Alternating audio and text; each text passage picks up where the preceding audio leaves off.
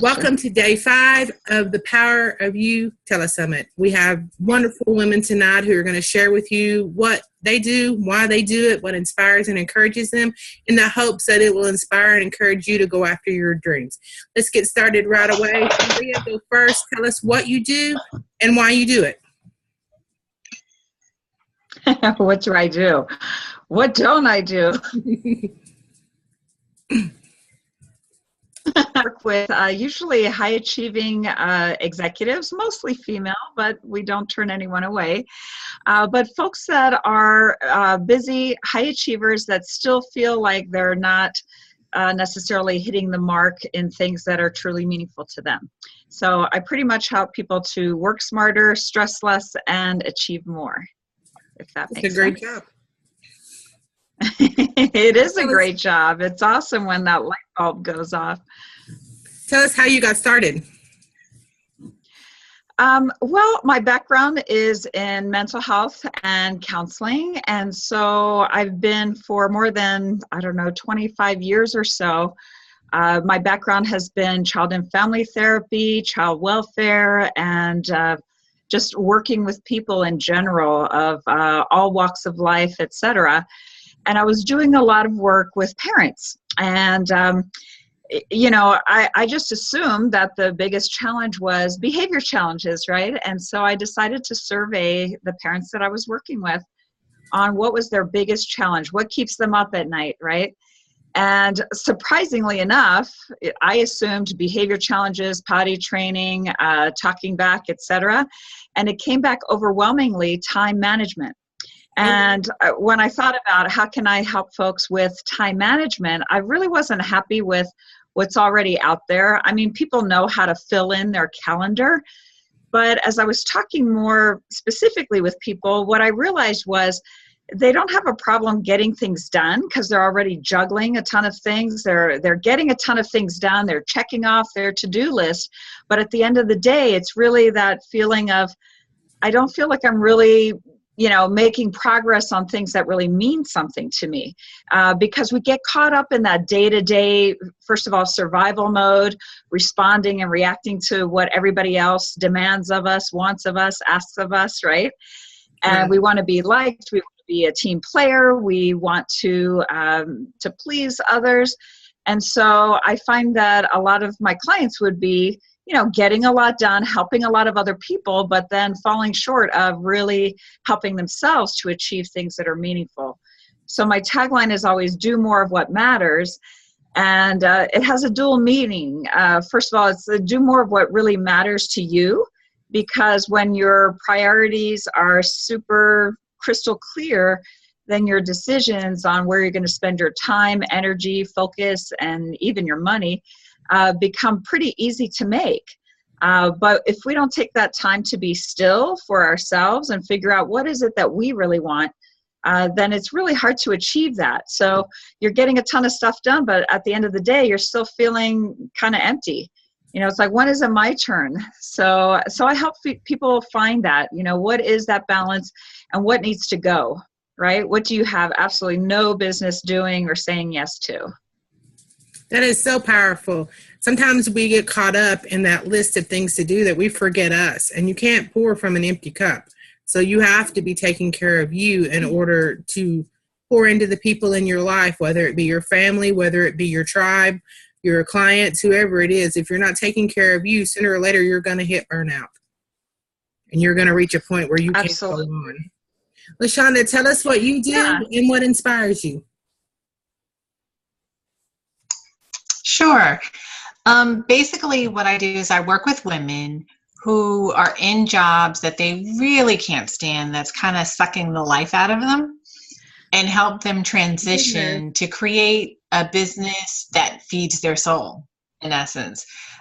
So really helping them do what they were put here to do, create jobs that are really, or careers that are fulfilling to them, more than just following paperwork or following policy, but really helping them do something that is meaningful and fulfilling to them.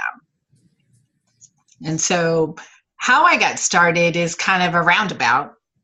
and that I sort of similar to Maria really is started in human services, counseling, therapy, all of that kind of stuff. And it just wasn't fitting for me. It just wasn't feeding my soul. You know, I knew there was more to helping people, and especially women, and really getting to our true essence and being ourselves. And so what happened to me was tragedy, which always tends to kind of change our life in a new direction. My mom passed away. And so when she passed away and I was cleaning up her stuff, I found a folder.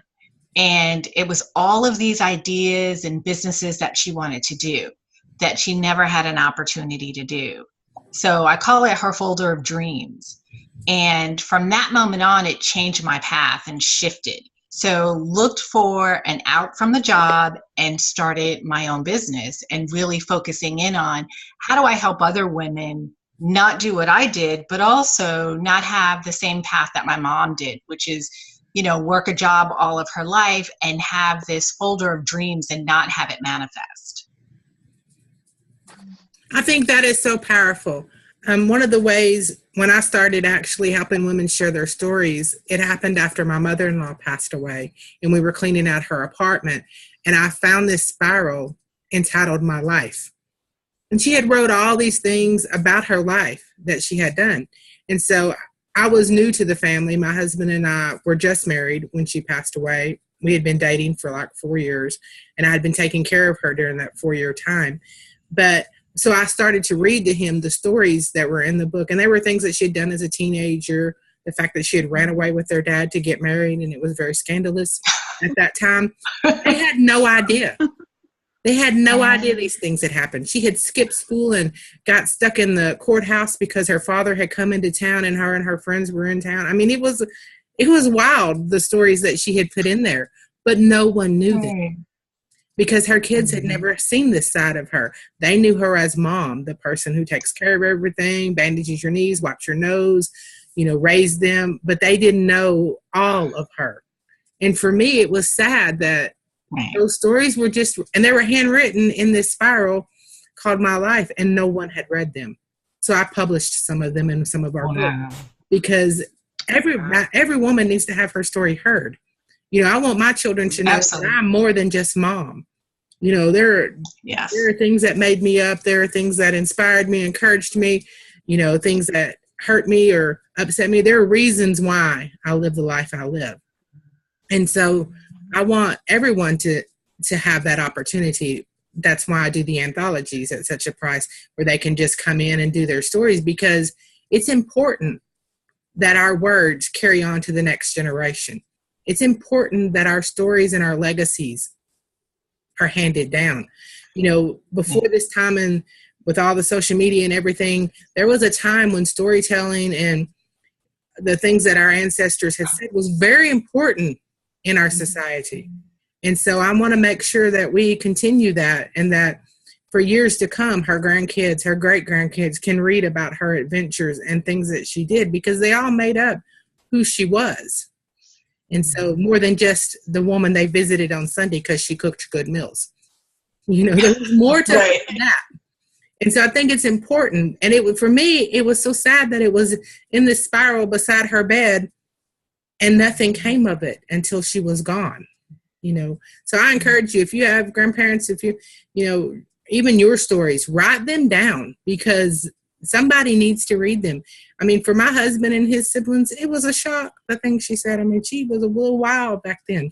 Their dad was a lot older than her, and they wouldn't let them get married. So she just eloped, which, you know, we think, oh, well, you wouldn't got married. But, you know, this was like, she was 85. So it was kind of scandalous to elope and stay overnight with a man that you weren't married to. I mean, it was, because I spoke with her sister after I found the journal, her younger sister, and I was telling her, and she was like, oh, yes, it was a big deal that my dad had to make sure they were really married, because she had done stayed out all night with him. You know, so it was a huge deal. But for my husband and them, it was a shock to even know this thing. You know, they even know how their parents got married, because they just were always married. And so I think it's important that we hand these stories down, and that we love what we do, that it's just not somewhere we clock in and out of to pay the bills. I've had those jobs. Trust me, I worked at Walmart. You clock in, you clock out, you pray nobody you know comes through the line because you don't want to talk to nobody. I mean, so I've had those jobs. I had kids to feed. I worked 3 when they were little. I waited tables. I did whatever it took to pay the bills. And we've all had those moments when, we have to do those things in order to survive, but they don't feed your soul. And eventually, if you're not doing what feeds your soul, you feel dead inside, kind of stuck, like you're just in robot mode. You're just doing what you have to do to pay the light bill next month and keep a roof over your head. And that's a sad existence. And I want women to know there's more for you out there. You just have to have the courage and, the faith, just sometimes just to step out, even if you started as your side job and build it up while you're still working. I call it while you're still having your investment money made. Because if you think about it that way, it's a lot better than this is just my job. If it's your investment money, you take the money from that job and you're investing it in your future. So I think that's a great way to look at it while you're still building downside. Because I'm not encouraging you just quit your job tomorrow. I know y'all got kids to feed and things. I mean, have a plan, but invest in it and build it up so that you can do what you love, because it is possible. It's hard work. Entrepreneurship is not for the faint of heart, but it is possible. Paulette, tell us what you do and what inspires you. Okay, well, I'm a minister, and so a couple of things that I do. One of the things that I do is I have a ministry called My Sister's Keeper, and I do a gathering of women. I like to encourage and motivate and really speak into the lives of women. The women that come to my gatherings, some of them are broken and been really going through some bad situations in life. And so what I try to do is just really to minister to their soul, to really bring them to a place of purpose so that they can find what they're supposed to do no matter what life brings their way.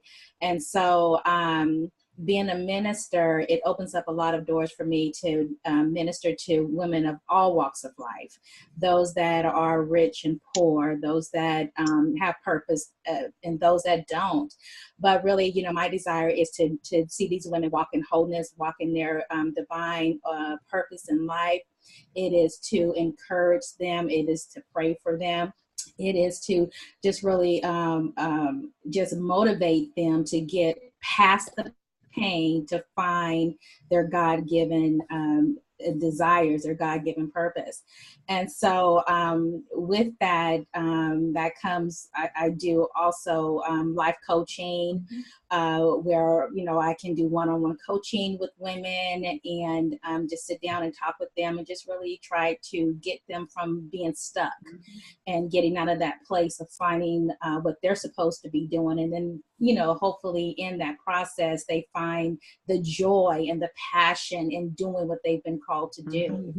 And I also do, book writing coaching as well with my side business, my right now virtual book tours, and where I help other authors, aspiring authors, publish, market, and get their books into more so have an online presence. Is what I do when I help the authors. So what inspires me really is I really love being part of somebody else's goal, somebody else's vision. I find great joy when I can be a part of somebody else's dream, and I can help push them into their purpose and push them into their destiny. What brings me inspiration is when I see a woman has, she's done her vision board and she's checked off things on her vision board, and she's seen that, if I can see it and I can believe it, I can have it. And so that brings me inspiration. That inspires me, because even if it's just one person, I know that I've made an impact on that person's life. And that just, motivates me and encourages me to continue reaching out to women and helping them fulfill their God-given purpose. That's so true. But when you help a woman, you are helping more than one person, because you're helping the next generation, because those women are raising the next generation. They're inspiring the next generation. They're speaking into the next generation. That's why it's so powerful when you help a woman realize her worth, her purpose, her passion, and what she was put here to do, because we all have a mission. We were all put here for something. Some of us take the detour route and it takes us a little longer to get to where we're going. And some of us jump off right there at a young age and we get there pretty quickly. But we all have a place that we were meant to fill in this world and people we were meant to speak into. And so I think that once you find that place, it really is fulfilling to watch as you inspire, encourage, and help another to reach her dreams. And, you know, or even just know that it's possible to have dreams, because some women, they don't even realize that it is in the realm of possibilities to step out and do something for themselves. And sometimes they feel guilty. Oh, well, I still have these kids at home. Once they're grown, I'm going to do this. Once they're this, I'm going to do that. Instead of waiting. I know my mother worked hydraulics for a living. It was the only job they would give her. In fact, when my father walked out, my mom went to the hydraulic company because it was the place in our town. And she sat, because he had a help wanted sign out, and she sat in the chair every day until a week went by, and he finally hired her. And he hired her in order just to fire her. He didn't really plan for her to stick around. He just gave her the job so she could quit sitting in his chair. Because she was like, I'm coming every day at 7 when this business opens. And she would sit there all day. She'd have my grandpa drop her off because he worked somewhere else. And she'd sit all day, you know, because she needed that job. And he had that help wanted sign still up. So obviously he needed help. And so they taught her how to do it. And they actually decided that they would loosen the bolts on the stand so that the cylinder she was working on would drop and scare her and she wouldn't work anymore. But here's the difference between how men stand in front of one of those stands and women. Men stand with their legs spread apart on either side of that stand, and women are shorter. So they stand with their feet under the stand. So the cylinder dropped and broke my mother's foot. So they had to take my mother to the ER. The next day, my mom showed back up for work with her foot in the cast and a bag around her foot so it wouldn't get dirty while she was at work. After that, she was in hydraulics for life. That man taught her everything he knew about hydraulics. She retired from hydraulics. But it wasn't her dream, but she's very good at it. And so now she does things that she wanted to do that she couldn't do because she had my sister and I to take care of, and she was a single mother. She's remarried now, and so she gets to do things volunteer-wise and things like that. But she waited all those years working a job that, you know, most women, because hydraulics is filthy, you know, working a job that she did not enjoy to put food on our table. And I say that to say that a lot of women are in their jobs just for that. And they don't find their passion until after their kids are grown or they've done their duty and they think, you know, or after their husbands have passed or things like that. And I pray that you will, even if you only do it part-time on a volunteer basis, find what you love and do that, because there's more to you than just earning that paycheck. There is something inside of you that needs to be fed, needs to be inspired, needs to be encouraged, and needs to come out. So Maria, tell us some tips that you would give a woman who's looking for her inspiration. Well, first I have to comment on all that was just said, and that it goes right into a few tips, and that is, you know, when we talk about finding what lights us up or what we're passionate about, a lot of times the pushback I'll get from folks is, oh, isn't that selfish? You know, and I actually say that's the most unselfish thing that you can do, because when you're happy, when you're fulfilled, it makes, you're better at everything, right? Right. If you're stressed out, if you're feeling overwhelmed, if you're not happy with where you are, or you're feeling like you're not living out your dreams, then that comes out in a negative way and has a ripple effect on everyone else. So to me, the best service you can do to your spouse, your significant other, your children, your whoever, relatives, friends, is to follow that passion, is to really look within yourself and see, you know, what really is most important to me? What really jazzes me? What am I going to be happy doing? And I think you're absolutely right. Sometimes you got to do what you got to do to keep the lights on and the toilets flushing in the meantime. But you know, also really looking and taking that time to really be still. I find, I just had a conversation today with a friend of mine who has been just all over the place. with what she wants to do. She's not happy. She would be a good one for you, LaShonda, because she's not happy with what she's doing, but she's grasping at straws, today, or sometimes in the same conversation. She wants to go to law school. She wants to go to business school. She's going to go to occupational therapy school. I'm like, what? Just stop and stop the noise, So many times the answers are already within ourselves. The problem is that we allow distractions, day-to-day distractions of I'm in survival mode, I'm reacting to everybody else versus, and it doesn't take, you don't have to take a 5-week vacation in Hawaii, although that would be amazing. But just 5 minutes in the morning, 10 minutes in the morning, whatever you can muster to just be still.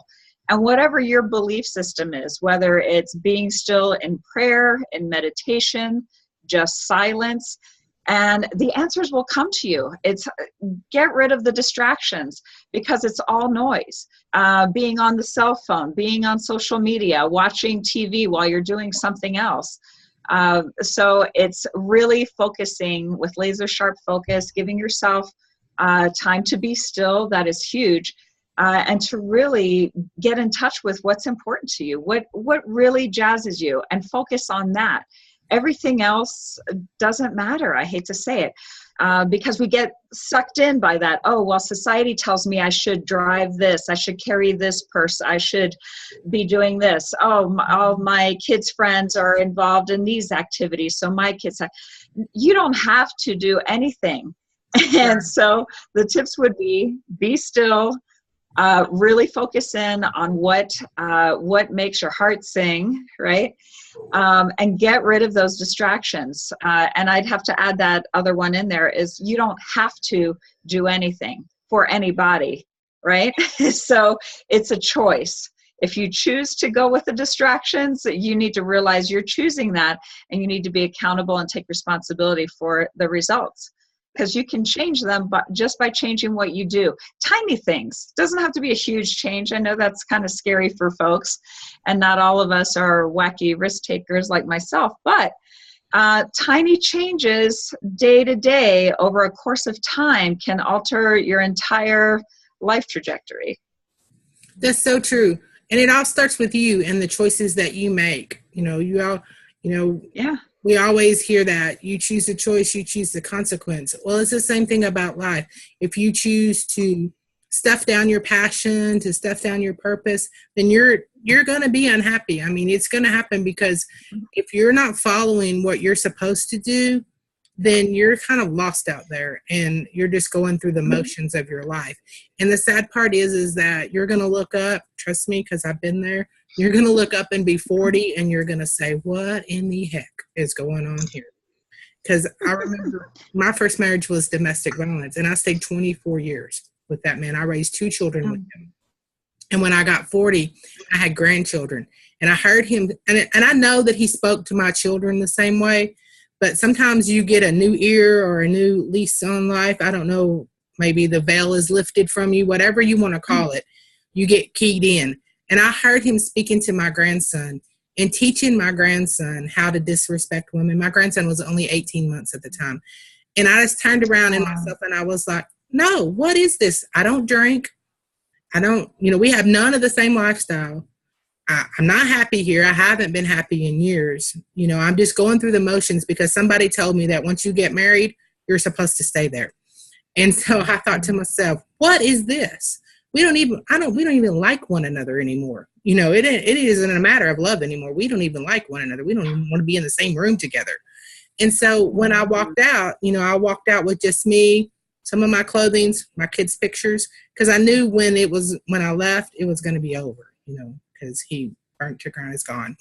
Everything was gone. And people would say, oh, I can't believe he did that. And I was like, it was a period at the end of the sentence for me, because I'm not sure I was strong enough not to go back. And once he did it, once he ended everything, I was like, oh, well, there's no going back now. We're just in smoke and ashes. And so for that, sometimes we're not strong enough to let go of that doesn't serve us anymore. We stay in the motions of where we are, kind of stuck, because it's what we do. It's who we're supposed to be. It's who society told us to be. It's who, our moms were or our grandmothers were, because sometimes it's generational. I remember when I first started making money, my mother would be in my ear. Oh, well, if you make that kind of money, that's not good, because, money is the root of all evil. How can you make that kind of money working from your house? Are you sure that's legal? What are you doing over there? I'm not in pharmaceuticals, Mom. So, she would be like, what are you doing over there? How can you make money talking on the internet? And then she would say, oh, that's not going to last. You better squirrel all that money away because, it's probably a year, 2 years tops. This is our 3rd year in business. But all those things that they knew, and they're not trying to hurt you. It's just their truth. It's what they know. She knew, get an education, get a job, work there 40 years and retire. That is no longer an option. I mean, this is not happening anymore. And so that was what she knew. And so she tried to guide you, but you have to make sure that you're getting the God for you. And so I had to get quiet and get in my prayer closet and be like, look, God, she's driving me insane with all this. She needs to get laryngitis because I can't handle it. I feel like I know what you told me to do, but all this opposition is really, coming at me, and I don't know if it's, how to handle it. And I heard in my spirit, the Lord said, the devil always comes when you're headed to the next level. And so I knew then this is what I was supposed to do. I was just going to have to deal with all of that chaos and get somewhere and get quiet and do what I knew was right, even though everybody else thought it was insane. Because when I didn't go get a job at Walmart again, my mother was like, you're going to starve to death. You're going to be at a soup kitchen somewhere if you don't behave. And I was just like, Mom, it's fine. It's just, for one thing, it was just me. I didn't have anybody else to support. It was just me. I was a whole lot easier to support than those kids were. If I had to live on ramen noodles for a month so I could build my business, I was okay with that. I could do that, So, LaShonda, tell us what you would tell somebody. Your 3 tips. Sure. I'll piggyback definitely on what Maria said. I think, really sitting still and knowing your intuition. A lot of times we don't know the intuition. We don't know that God voice. And I would tell women, while you're out there, find books, find videos, find some resources to find and know and trust that intuition, that God voice. That's part of the things that we teach them how to do, is how to get quiet, how to get still, how to know the God voice inside, how to hear and discern which voice is that true guidance and that intuition versus the noise or the messages or the stuff we've been told over and over again. So really, really crucial so that you can know, because we do have that guidance system. It's inside of us. We know when we do wrong, it kind of doesn't feel right. It feels icky, doesn't feel right for you. But as women, so long, we haven't honored ourselves and we push that aside because we're trying to please other people. And really honor yourself. Honor who you are and that voice, because the more that you honor it, it's like a muscle, the stronger it gets. And the easier it'll get over time, the more that you do that and honor that intuition and know that you're enough. You are not broken. Yeah, you are enough. You're not broken, that you need to be fixed. Yes, we all do things that are wrong or whatever, or take wrong paths, whatever the case is, what you want to call it. But you are enough. You were made complete and whole. And you have a special gift, a sacred gift and talent that the world needs. And it's your unique way of delivering it and showing up in this world that makes it special. And it's so powerful. And I think women don't understand that because they're not connected to that power. But you have it in you, even if you don't kind of feel it all the time. The other tip I would give is surround yourself, get yourself support. Whether it be coaches, mentors, whether it be affirmations that show up on your computer all the time, whether it be passages from the Bible that someone's reading or explaining, whatever that is for you that works. But something that supports your vision as you move forward. You need people around you that are going to keep you motivated, keep you going. And if you don't have someone in your immediate family or whatever, find them online. That's the beautiful thing now with the internet, is that you can find a group or something that you can connect with that can keep you motivated and going, because you're going to need it, because we're not always tuned in and in our strength and in our power. We need someone else to lift us up and help us. And even, even that prayer, sometimes we're so not listening, we just feel so defeated. So if you've got that built support that you put around you in multiple places, it's going to help you on those days that you're weak, because we're not always strong, and that's okay. That's okay. We're not meant to live alone. We're meant to be here together. As women, that's how we've survived, in community, supporting each other, helping each other out. So it's really, really important to know that intuition, understand that God voice, trust it, know that you're enough, really know that in your heart and soul, and find that support that you need that can get you moving in the direction that really sings and speaks to your heart and soul. So true. Paulette, you want to close us out and tell us your 3 tips?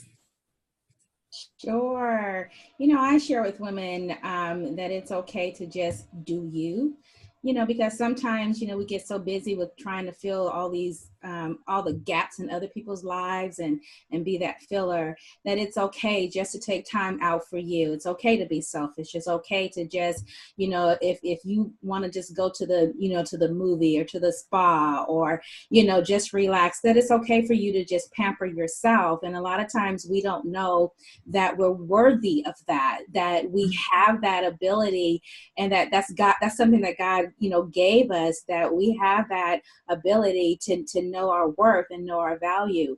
And that, with women, I would really encourage them to just find who you really are. A lot of times we're identifying with other people and who they think we're supposed to be. But when you find out who you really are and what you're really supposed to do, then you could feel good in your skin. You don't have to get accomplished or, get recognition from other people, because God gives you that recognition, and He gives you that affirmation. And so another tip would be really to just really find something that really stimulates you, motivates you, something that drives you, and that where you're going to find that passion. And once you find that, I share with women, a passion is something that won't let go. It's something that just constantly drives you, and you'll do it, or you won't do it and you'll be dissatisfied. But once you start doing it, you'll find joy, you'll find your affirmation, you'll find, that aha moment where this is what I'm supposed to be doing. So we just really need to find out who we are. I know one thing that happened to me when I had gotten divorced, I had no identity of who Paulette was, because it was in my marriage, it was in my church, it was in my kids. So I was identified, and I, had that connection with them. But when all of that, when my marriage left, I was like, man, what do I do with my life now? So I had to really rediscover Paulette, and so a lot of women find themselves in that place that they have to rediscover really who they are, get to know who you are, get to know what you like, what you don't like, places you want to go, places you don't want to go, who you want to be associated with, and then also surround yourself with like-minded people who are going to push you into your purpose, people who are going to encourage you to fulfill your God-given purpose. And once you, find that circle of encouragement, that circle of friends, then when you're down, they'll encourage you to, you can make it, and we need to saturate ourselves with people who believe in us, believe in our vision, and really believe in what we, are supposed to be doing ourselves. I think that's so true. And it's so powerful that you understand that it may not be the friends that you know now. It may not be in your family. That's why we do these telesummits. It may be one of the women on this telesummit that you need to reach out to and that you need to connect with on social media, to follow and be inspired by. And so I want to encourage each of you that are watching to take the time to really be quiet and get to know yourself and reach out to women who can uplift you and encourage you. They, like I said, they may not be in the friends that you know that you can go have coffee with. They may be someone on the internet, and that's okay. That's why we're here, is to feed into your life. I want to thank each of you for being on the show tonight. Thank you so much for taking time out of your Friday night. When I planned this, I did not think that it'd be Friday night, and some people might not want to be here on Friday night. So, but I thank y'all for taking the time out, for being with us. And I will be sending y'all the link as soon as it's up. And I'll also be sending y'all an invitation, because we're doing a special in the magazine on what inspires and encourages you. So I want each of you to write a segment of the article So I'll send that over to you so that y'all can get that done. And once again, thank you for taking time for being here. Thank you for the listeners, those who listen to the replay. I hope that you are encouraged and inspired by it. And y'all have a great night. Thank you. Bye. Bye. Nice meeting you all. You too. Same here.